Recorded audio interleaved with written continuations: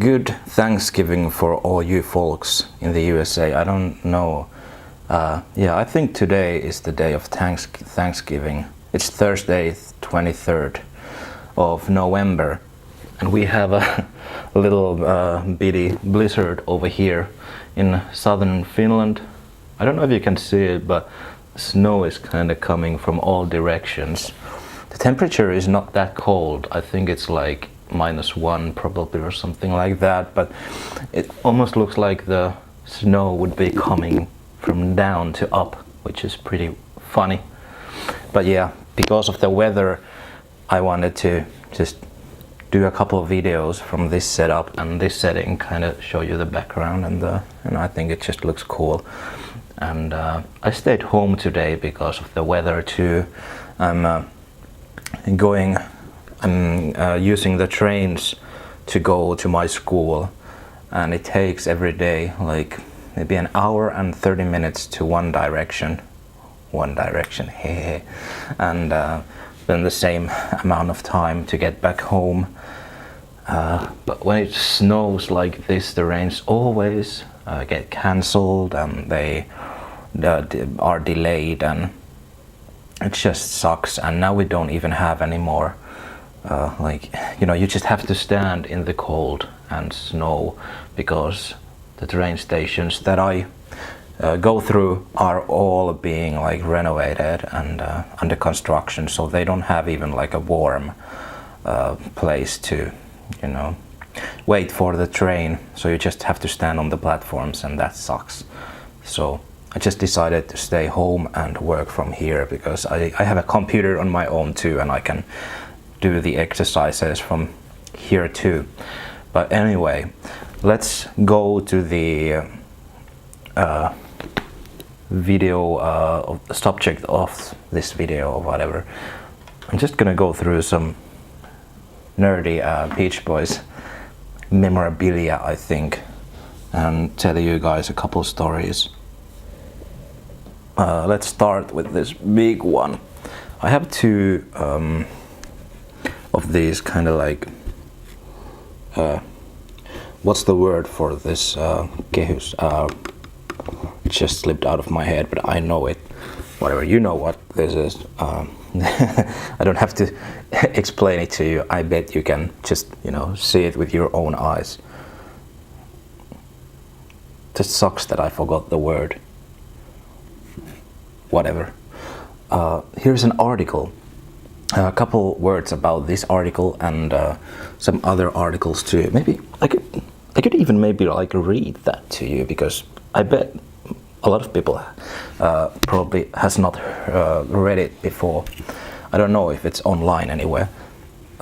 But yeah, I bought last year, I think it was last year, or no, I think could be earlier this year too. My memory is kind of blurry. Anyway, I bought a set of Beach Boys vinyl albums that I already owned, but I wanted to have those particular ones, because they included magazine articles like this one over here. A bunch of them. I have like 30-40 of them, and maybe like 70% of them are in English. They are from English magazines, and maybe 30% are from Finnish magazines, and they date all the way back to late 60s, I think, and early 70s. Most of them are from early 70s, and some of them are from 76, 77, around the time that Brian came back to tour with them. And there was some really interesting, nice articles and interviews that I had not read or heard, or so there was like interviews with Mike Love, and a couple ones with Dennis, and something with Brian, and I think there was Carl too, and really interesting stuff. And this article here is an interview with Dennis Wilson, but the headline, of course, is referring to the return of Brian Wilson. So I think, even though the picture is maybe a little bit older, I'm not sure, but yeah, I think that picture is like maybe mid 70s or early 70s, but Anyway, but I think this dates to 76. I'm not sure, but I will just read like maybe a little bit of it. Wilson returns. Brian Wilson, that is. Brother Dennis tells Chris Charlesworth in New York of the Beach Boys' current renaissance. A new studio album is in the works. Brian Wilson is back in business and the Beach Boys are planning to visit England in late summer. Yeah, I think this was like they were planning an England tour, but then it got cancelled. I think it was 76. They played in some like record company party thing, and that got people upset. Somehow they cancelled some other shows, and there was some other articles about that incident in these articles.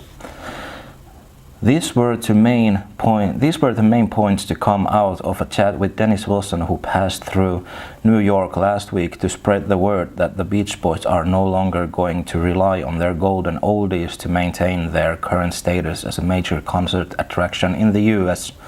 Over the past 3 years, the group has found a change of fortune here.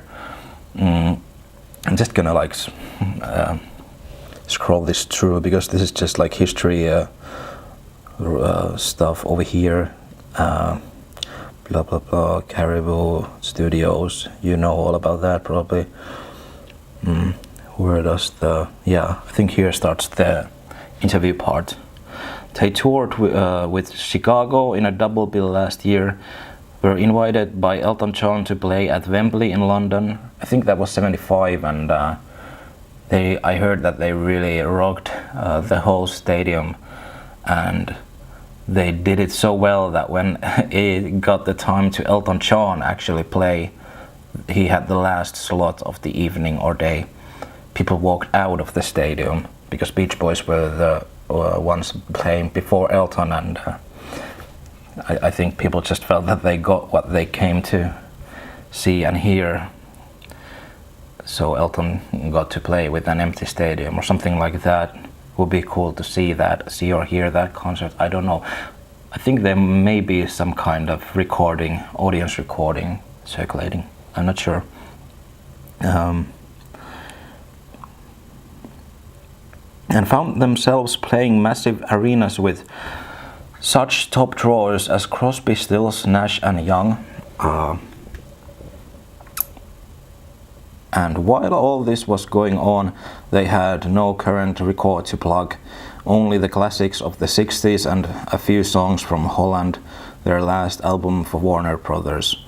But we're doing a new studio album which we hope will be out in June, said Dennis.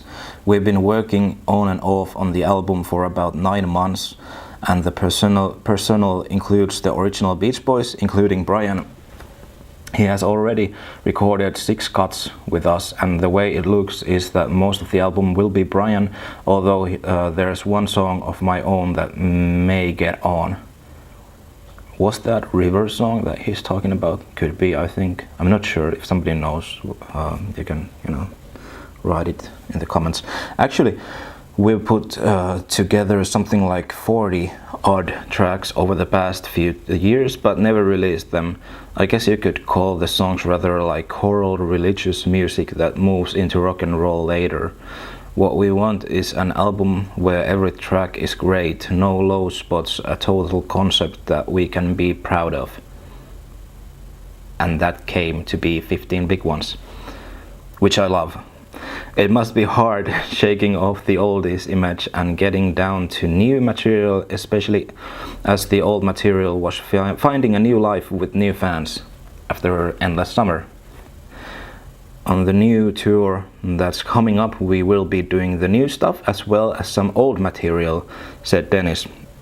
There will always be people wanting to hear the older tunes. I don't get bored with them, they're fun. I have to say though that I get tired of playing some of the old tunes, but many of them are timeless to me.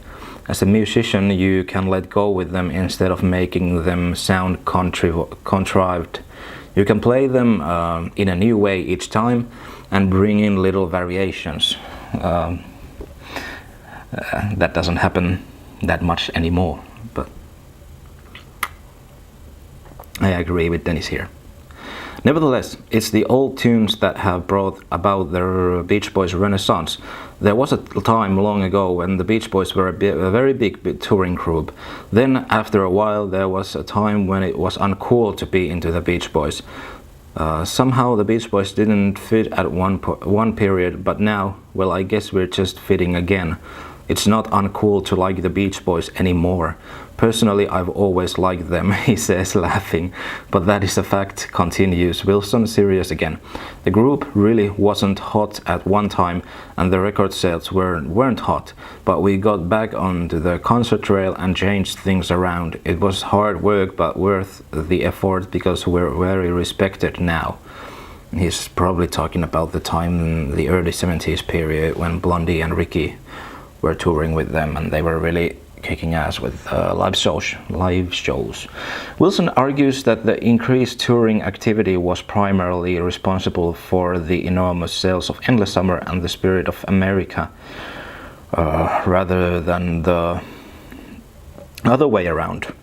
There were problems with Warner Brothers, but we couldn't help that, said Wilson. We were drawing 100,000 people to concerts, yet they couldn't move our more recent albums at all. I'm sure a lot of people had never heard the group until those records came out. I see 14-year-olds at the shows who were not even born when we started. And Jim Garcio's influence, well, I think we were already coming back as a concert band when he joined us, but we have a great respect for him, and we also like Chicago's music. I think that now the Beach Boys represent the truth in the creative sense instead of the pop sense. There's no hustle to get the 3 or 4 albums out in a year, just a desire to create something meaningful. And that's why there's been this delay in putting out a new album. And this article is almost in the end. I only have this like last section over here, so bear with me. And the end is the best part. Having consolidated their position again, Wilson says the group intend to relax live appearances in favor of the studio in future. It may sound funny, but I want to concentrate the next 10 years on making albums. As a Beach Boy, I want to stay with them and stand behind Brian, being a tool for his disposal for the rest of my life, no matter whether it's music or moving his lawn for him. And that's kind of sad because I think, yeah, this was in 76, I'm pretty sure. And Dennis didn't even live 10 years from, that moment on. So, a lot of changed in the next few years. And about Brian, he is a master musically. I am dumbfounded at him. I am in awe of him. I've grown up with him and watched him go through changes, and he is the most vulnerable human being I know. The depth of that guy, I mean, he changed the world with his influence. When you sing on something like In My Room and then sit back and listen to what he's done, not just with my part but with the song, then you realize I'm devoting my life to Brian on a musical level, and the rest of the group all feel the same way. When Brian plays something for us, we just gape. It gets very emotional. Last year, the Beach Boys opened their own studio in Los Angeles, a studio that Dennis describes as the best in the world. It is available to others for hire, but so far its only incumbents have been. It's only incumbent. I don't know how to say that word. Incumbents have been the group themselves, clustered around Brian Wilson, shaking down harmonies that he's written. Brian is like a little kid in the studio, like a kid who's just discovered sex for the first time. He rushes around playing this and that and telling us to play this and that. The enthusiasm he still has is infectious, really. And that was it. I have a bunch of these, so if you want to maybe hear some other articles too and interviews, I can maybe read them to you also later. But I think it was a nice article. And this ticket over there in the top corner is that's something that I got from my mother's, like my grandma's sister. She saw the Beach Boys in Finland, Helsinki, Finland in '67, and that's the ticket of the show. It says Finland's biggest pop night or evening, Beach Boys and Jormas and Topmost, and you know there's like 3 bands. There was also Jormas and Topmost. I don't know what Topmost is, but anyway, probably some Finnish thing. In Messuhalli, which was like a convention hall, at Saturday 13th of May and clock 8 or 20, and it only cost 13 marks. Seat number 72. Pretty cheap, because when I saw the Beach Boys first time in 2012, there's the ticket. I hope it focuses on the right part of it. Anyway, it was in Wembley Arena in the 50th anniversary tour. The tickets cost a lot, you know. It says over here that £72 was the total amount, but I think I probably paid more of it because they were already sold out, and I got the tickets from like a reseller, so I think it was like £100 or something like that. So pretty pricey, but it was totally worth it. I just regret that I didn't buy a ticket for the Royal Albert Hall gig, because that was like the night before, and at Royal Albert Hall they played every song that they had played during the whole tour. So it was like, I think it was over 3 hours and like 60 songs or something like that. And I've seen it on YouTube.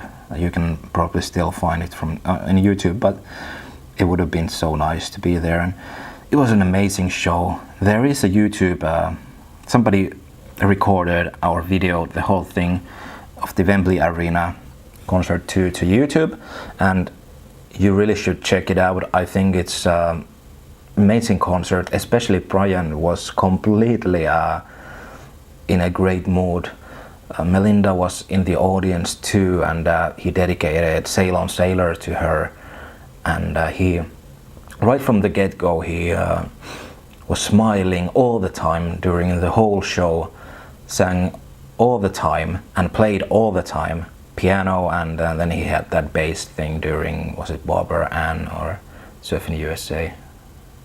Either one of those, but anyway, he was playing piano all the time and singing all the time, even when there wasn't, like, you know, even during the parts that he usually doesn't sing, he always sang background vocals and sounded great. He even did some falsettos, like I think he did, like in Good Vibrations, even though Jeff Foskett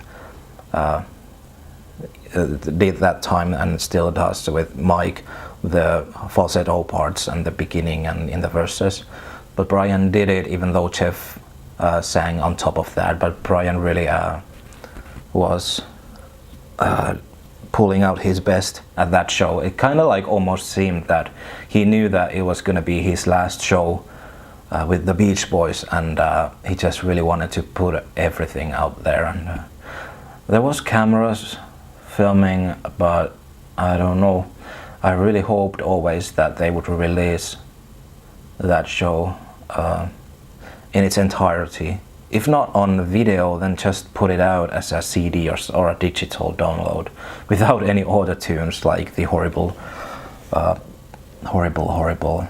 live CD that they put out of the tour.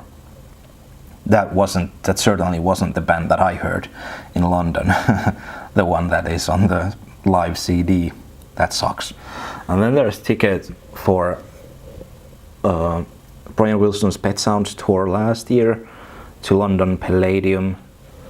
I saw 2 shows there. Brian played there 3 nights in a row.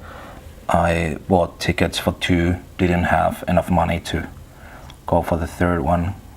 Kind of regret that one too, though, but it was a great show. It wasn't as great as the 2012, but especially the 3rd night, Yeah, this is the first one. This is the Friday. He played there on Friday, and then Saturday and Sunday. I went to the Friday and Sunday concerts, and Friday was good too, but Sunday was even better. They opened up with Our Prayer and Heroes and Villains, and then soon after that they dropped those songs and started to play California Girls instead as the opener, but whatever. And that was also the Friday, it was the day that I met Brian, and there's the picture. I kind of wouldn't like to show it to you because it's not a very good picture. And a lot of you folks probably have something similar because, you know, he has been really doing a lot of those VIP meet and greets these last couple of years. But anyway, let me see, maybe there. Maybe you can see it. I'm awkwardly in the back, but it was a fast moment, and I remember it was like almost the last one in the line, and I brought my, actually you can see it over there in Al's hand. Maybe it focuses, I don't know, I can't put my head over there because then it focuses on my head, but there's my Holland album, the copy that I own. I actually bought that one from London in 2012. Yeah, if I remember correctly. I think I did. I bought a bunch of LPs from my first trip to London, and I think that was one of them. So I bought that one and Carl and the Passions, and got them signed by Brian, Al and Blondie. And I was one of the last few persons in the line. There was like maybe 50 persons, and I heard all the time Brian asking from Cherry Wise, I think he's like tour manager or assistant, how many people still left, how many people, like, you know, he was he was really excited to get out of there. And I remember before the meet and greet, when there was the sound check, he just suddenly got up from his chair. He was like maybe just 15 minutes max in the sound check, and he just got up and said, "I'm gonna go and do my meet and greet now." That was kind of funny, and I remember the other band members kind of smiling at that. And anyway, then we did the meet and greet, and when it was my turn to be the next one to go there and take the picture, the line was kind of like behind Brian on his right side. So I was standing there and I looked at Brian, and then Brian just suddenly like turned his head and looked straight at me, and I went like totally like in kind of like shock, you know. I just couldn't. I had planned to like go in there, go on front of them, and, you know, say something and blah blah blah and shake hands and all that stuff, but I kind of just got terrified and just got there, gave my albums, and we took the picture, and then I circled the front of the table and was trying to get like you know, they were like hushing, and the assistants were kind of like, you know, wanted to do it quick. That was kind of stupid. So yeah, I was kind of trying to get a contact with either Al or Blondie or Brian. I would have just wanted to say thanks and, you know, shake their hands, but they were talking to each other. So I just kind of grabbed my albums and took off because I was really super stressed, and I don't know, I just got this super fanboy excitement thing going on, and you know, I don't know, but it was a great experience nonetheless, and it's a nice picture and a great concert. Hey, yeah, I have a couple other things here too. Let's move forward. Here's the VIP pass that I got from the show. I think it's cool because, I don't know, I like that picture, but though it's kind of funny that they use these 66 photos of Brian in these recent tours. I would, you know, like it more if they used pictures from, you know, this century, but whatever. Before we go into this one, let's show you the picture I got over here. This is from 2015 from Royal Albert Hall. This was the return of the Beach Boys to Royal Albert Hall since 2012. Obviously without Brian and Al, but there's me in the blue sweater, and there is our hero Mike Love, and David Marx. He was such a great guy, and Bruce Johnston. And this picture I like more. This is you know, just more you know, better setting and better facial expression by me over there. But yeah, a couple words about this show. After 2012, when the whole reunion kind of blew up, I remember saying to myself, I'm never gonna go and see Mike Love's band. But yeah, a couple years later came to be this situation that Mike came to London and to Royal Albert Hall, where I always wanted to go to, and the tickets weren't that expensive. I don't remember the amount, but it was like probably like 50 to 60 pounds, and the VIP meet and greet wasn't that expensive either, maybe just like 100 pounds. So I was like, well, this might be my last time, or like last possible time to see the band or any of the members of the band. And they had David Marx there too, so if they wouldn't have had David Marx, I probably would not have bought the VIP ticket. But since they had him too there, I thought it kind of just made sense. So I bought the VIP tickets and really enjoyed the sound check. It was super cool. They played a lot of songs, and Bruce was super nice to me. I know a lot of fans have had mixed experiences with him. Some say that he's completely rude and awful. And even David Marx says in his book with John Stebbins, The Lost Beach Boy, kind of like autography thing. Autography. Oh, what's the word? Fuck, whatever. It's not an autograph, whatever. Let's move forward. Even David Marx says in his book that Bruce Johnston was super weird when he met him the first time in the early 70s, I believe. That like in the first time he was super nice and like super friendly and the nicest guy ever, and then the next time he was just acting very weird and like completely ignoring him.